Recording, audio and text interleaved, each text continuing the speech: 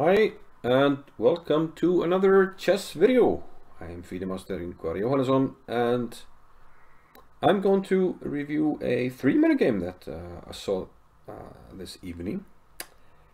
And we're being pretty spoiled at the moment. We got top players in the world playing each other online. We can watch the games and they are even streaming the games, and you can see them talking about their thoughts while the game's going on. And this game was really interesting. Two of the absolute top players in the world, Hikaru Nakamura with the white pieces and Maxime Vachier-Lagrave, or MVL, with the black pieces. And the ending of this game was pretty cool. So we're quickly going to run through the moves and just arrive at the ending. Nakamura had white. He opened with knight f3, as he tends to do in online chess, but after g6, instead of going for his usual fianchetto, he played e4.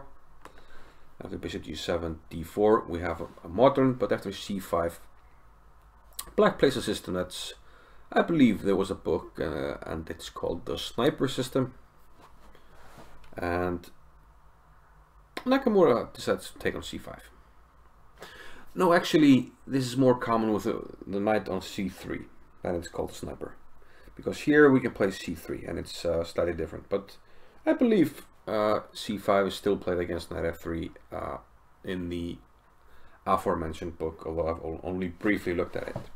Okay, queen takes c5, Nakamura gets his pieces out, knight to a3, knight to f6, bishop e3 hitting the queen, which goes to a5.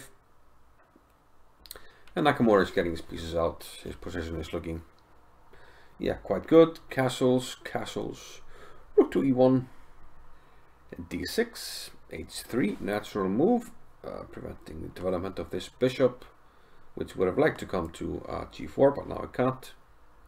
And bishop d7. This is a move 11. Turns out to be the first first new move of the game. Nakamura played queen d2, a very normal move in such structures. You want to place the bishop on h6, exchange the powerful dark squared bishop. Rook f to c8 by MVL, bishop h6, rook a to b8. Looks like he wants to start action on the queen side, maybe push b5 at some stage and play b4. But Nakamura is first to strike. He takes on g7. He plays knight c4 hitting the queen. And now he's ready to open things up with e5, which he does. D takes, knight c takes e5. MVL puts the rook on the open file, but queen f4. And now bishop to e6. And seems like MVL has spent too much time on this queen in particular. A lot of moves with the queen, and this move, this rook was moving a little bit back and forth. So white has the upper hand here and could have played knight g5, which is a very strong move, hitting the bishop. Also, you got two knights hitting this, but Nakamura played knight takes e6, which is a strong move as well.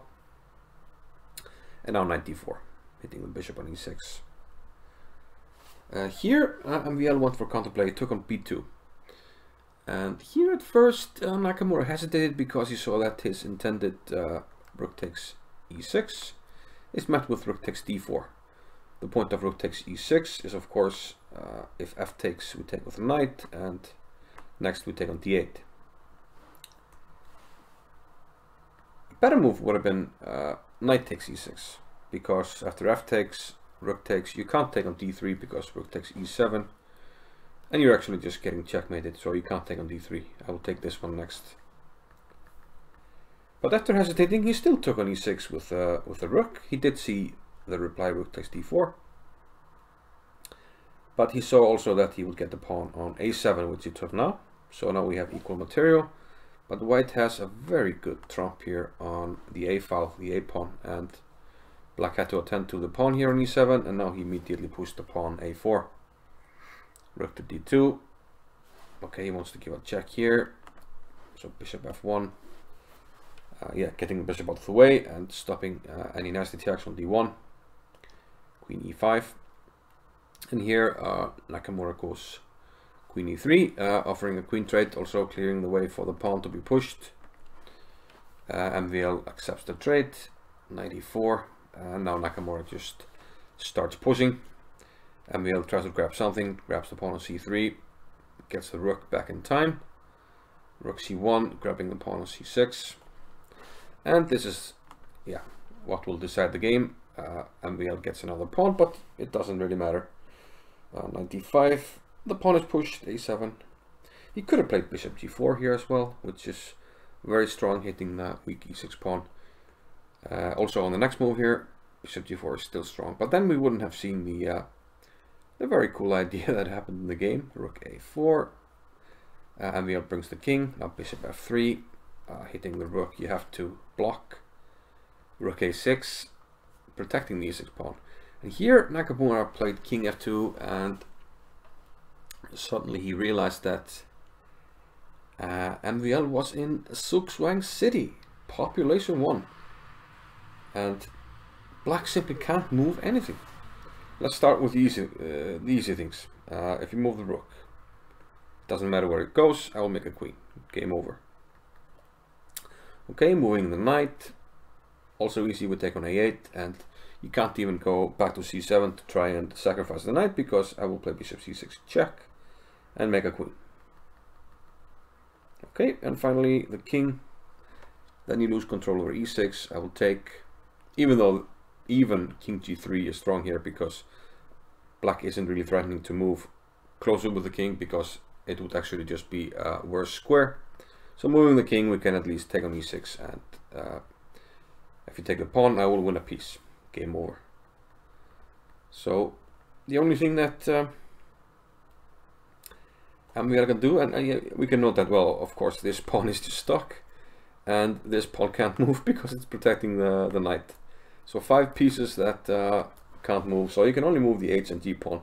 So what Nakamura does here is simply exhaust the pawn moves. So g5, he first plays king g3, h6, and first he wanted to attack the pawns, but then after knight f6 check, he saw, okay, now just go back and make a waiting move with the bishop. h5, waiting move, g4, takes, and bishop e4, and the pawn moves have been exhausted. Black is in Zugzwang, he can't make any move without losing material, so MVL resigned. Pretty cool game, and yeah, I really liked it. And you know, these blitz games, you can find some very interesting ideas and good games by these fantastic players. But yeah, if you want to see another video, it's going to be up there. If you haven't subscribed, it's down there. And I'll see you in another video. Thank you for watching. Bye bye.